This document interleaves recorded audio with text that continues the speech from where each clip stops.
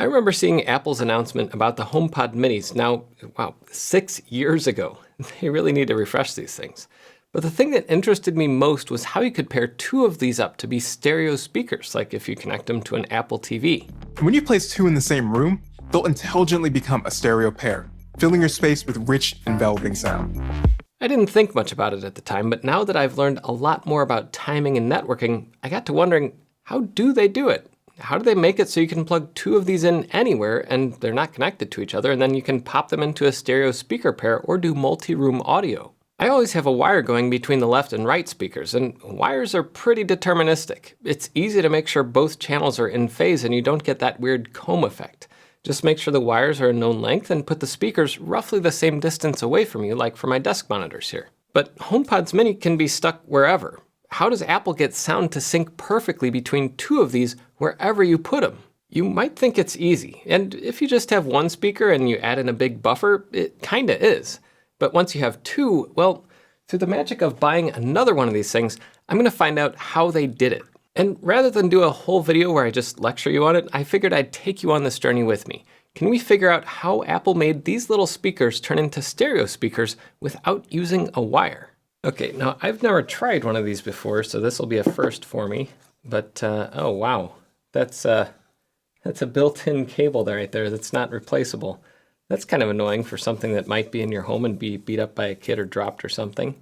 At least it's a braided cable, but that does not seem like it's going to be easy to fix if it breaks.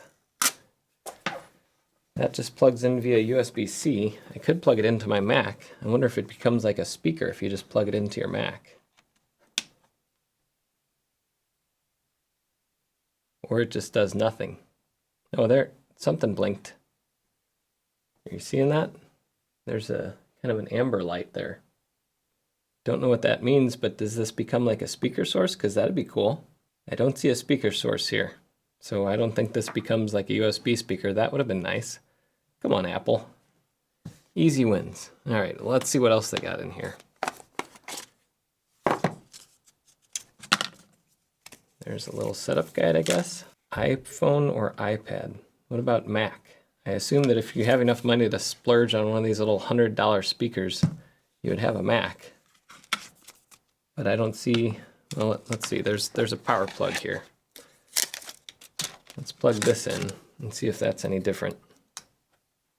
Okay, now we have a different thing. There's like this pattern going on the screen. Is it on like Bluetooth? Bluetooth. Settings. No, I don't see any. Whoa. It just did something. Is there really no way to set this up on a Mac? What does Apple expect you to do if you don't have an iPhone? There's got to be a way. You need an iPhone or iPad. You can't set up a HomePod with a Mac. What the? Apple? Seriously? Come on, Apple. All right, I guess I'll have to get up my iPhone. Let's see what we do here. You hold it close to it or something? No? Okay. I'm guessing that's like the startup bong for a HomePod Mini. Come to the iPhone. There's got to be like a little NFC beacon or something in here.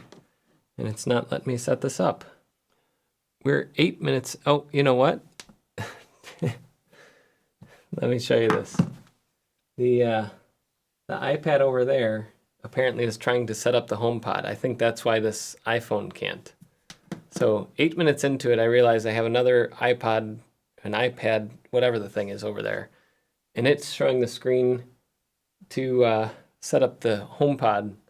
So therefore my iPhone is not seeing that screen right now. All right, I'm gonna turn this back on.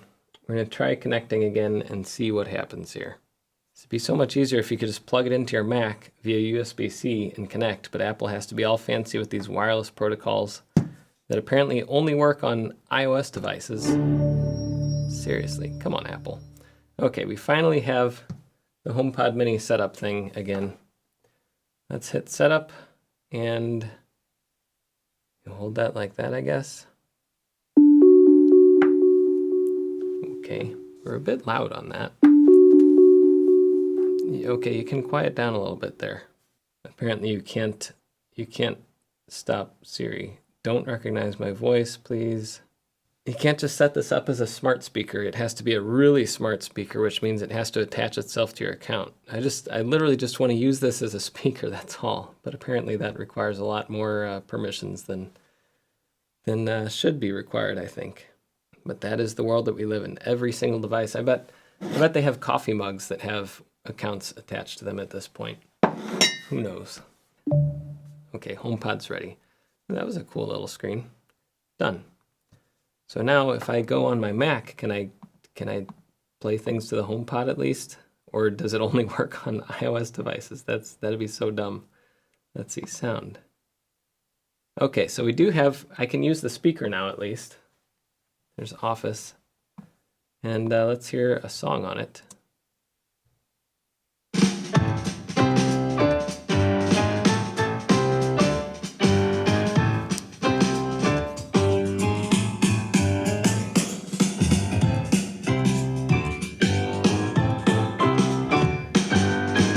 That's interesting. There's a bit of a delay there. You can hear that there's, when I hit play, 1, 2, 2.5 seconds.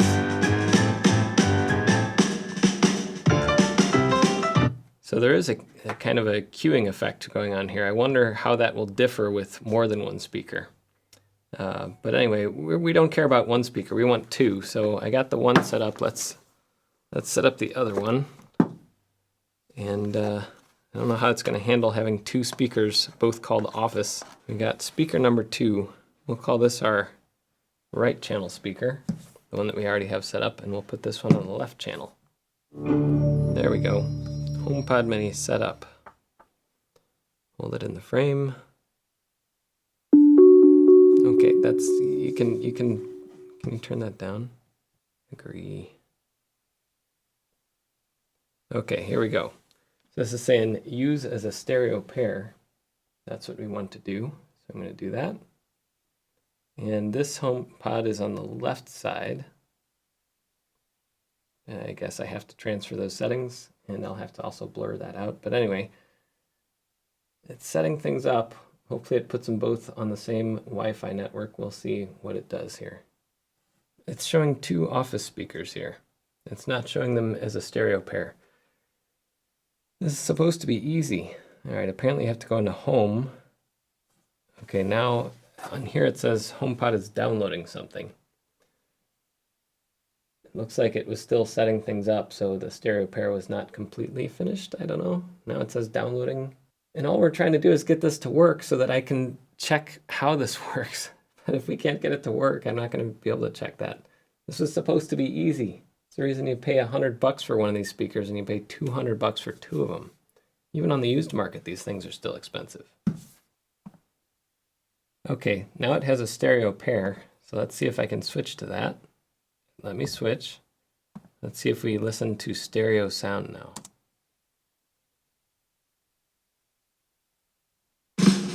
Okay, there we go.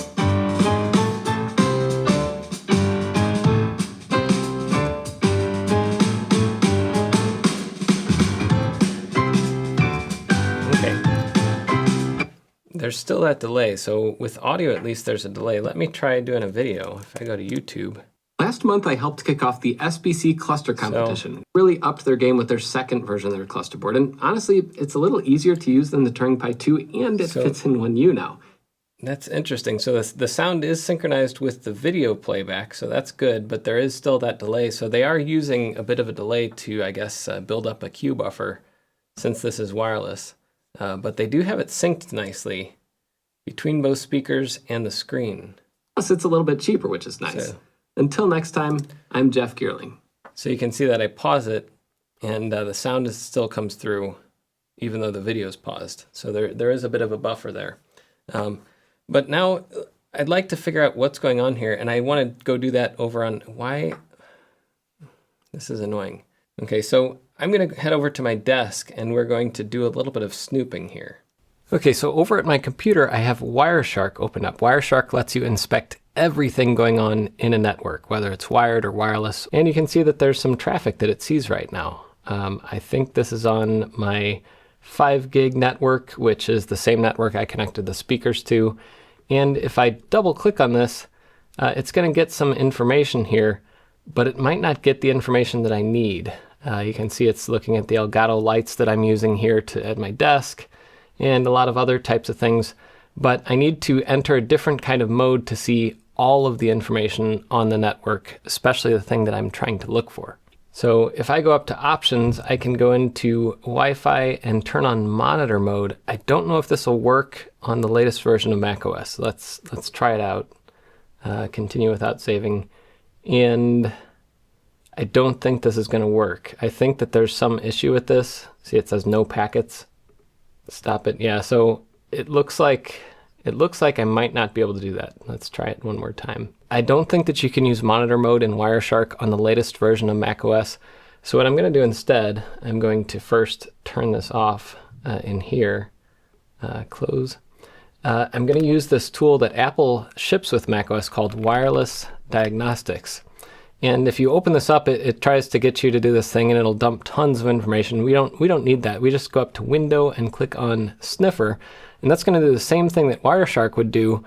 You can pick a channel and width. It's by default going to pick what your connected network is using, and you can start capturing packets. And I'm going to do that, but before I do that, I'll tell you what I'm going to do. I'm going to start capturing the packets just like Wireshark would. This is going to generate a PCAP file, I think, on your computer. And after I start this, I'm going to start playing back some music on those speakers. So we're going to see what happens here. So I'm going to start this and enter my password. Now it's capturing packets. I'm going to hit play on my MacBook Neo. And I don't know if you can hear that, but it's playing on the speakers. I'm going to hit pause right now. And there's still like that 2-second delay. And then I'm going to hit stop on here. So this should save a file, it says, into var/temp. So I'm going to go over to my terminal, and I'm going to copy, let's go into cd/var/temp. And I'm going to copy Jeff's Mac Studio over to my downloads folder and get out of here. And here's the packet capture. So now I can quit out of this wireless diagnostics and drag the packet capture over to Wireshark, and that should open it up. And this is exactly what I'm looking for already. It's showing it, except I don't see the first one. So let's scroll down. So see these highlighted ones? These are called PTP v2. PTP stands for Precision Timing Protocol, and I suspected this is what these speakers use. And somebody had emailed me about this and mentioned like, hey, this might use this. You should check it out. It's actually using something a little bit different than standard PTP that I'm used to. But what happens is these speakers are talking to each other constantly. So if we look up here, there was this message. This was at time 14 microseconds or whatever. Yeah, 14 microseconds, I think. And then less than a second later, you see another one of these sets of messages. There's sync, sync, follow-up, and delay request. And then what else do we got? We got delay response. Wow, that actually took a little time. Sync, follow-up, delay request, delay response, announce, signaling. So these are all different PTP messages. And you can see these are going between two devices with an IPv6 address here, I think. So it sends all these messages and it keeps sending them over and over again. What this is doing is it's kind of locking the time signature together. So these two speakers know exactly how far apart they are based on the timing through the network. And as long as you're not moving them very quickly, like if you don't have one going on a bullet train and the other one sitting still, this is extremely accurate and should be pretty good. Of course, if you had it on a bullet train, it would be out of range of your Wi-Fi pretty quickly too. But most people just set these speakers down and they don't move. So this is going to be highly accurate down to the tens of nanoseconds level, or even better with really good modern Wi-Fi, especially if you don't have a very busy network. But let's pop into one of these messages and look at some of the content. So if we look in here, we can see it's an Apple Wireless Direct Link data frame. And the reason why I can see this is because I'm in monitor mode. My Wi-Fi chip right now, well, when I was doing that thing in the wireless diagnostics, it was scanning everything, not just my Wi-Fi network and my Wi-Fi traffic, but it was scanning every message it could possibly decode on the entire Wi-Fi spectrum and the channel 100 on my 5 gigahertz network. So if we go into this packet, though, we can see that it's using the precision timing protocol. It's using gPTP, and that's what's different. So I'm used to PTP, and I'm going to be doing a video deep diving into PTP later this year.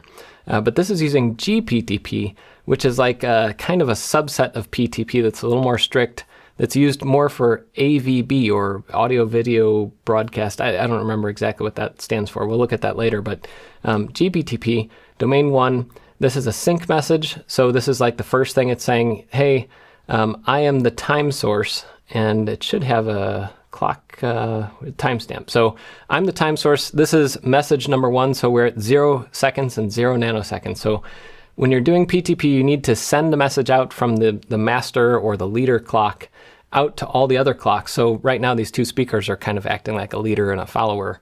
And so it says, hey, it's 0 seconds. Now after this, we should see another message. This is the follow-up. And if we go down here, we should see that there's another timestamp. So see these two? This is 8986.90732041. And this timestamp along with the other one, so here's this one, these two are from the leader that goes out to the follower. And then we're going to have these other two messages. These are coming back to help measure the latency over the network from the follower, the other speaker, back to the main one. So if we go in here, this one is saying that it's a delay request.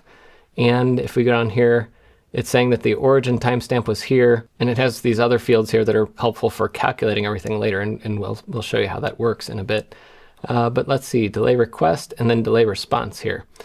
So this is the final message that shows the timestamps that it was received, and it sends back the message. And then once the two clocks have all of this information, the 4 messages, the 4 timestamps, they can go in and use the PTP protocol to say, I know when all these transactions happened, so now I can calculate exactly the difference of these two clocks over the network.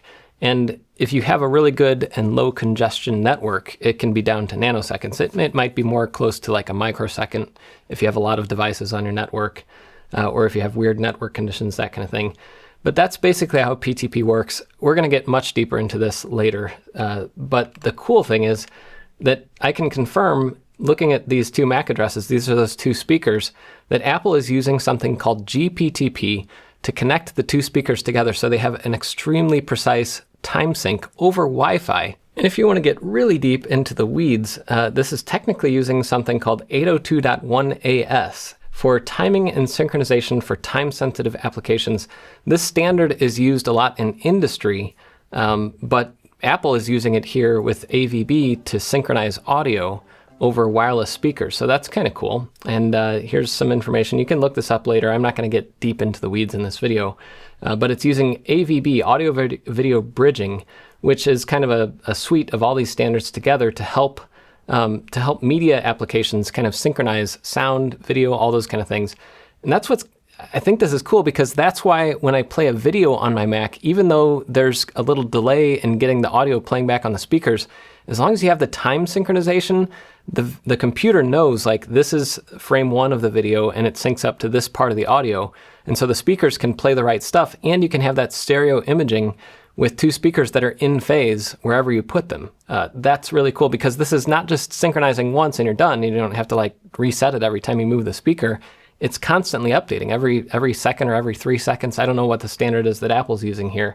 But it's really cool to see this evolution in AVB to using PTP over Wi-Fi for these speakers. And there is a project, an open source project called AirPlay 2 RS, that lets you use like Linux, like you could use a Raspberry Pi and stream audio to your HomePods from non-Macs, basically, very easily. And it actually uses PTP. It uses software-defined PTP, but that's usually okay if you're in the microsecond realm. We don't have to get to the scientific level here. But if you can get it down to that level, then you can play audio to stereo pair HomePods through this thing. And that's pretty cool. You can read more about it.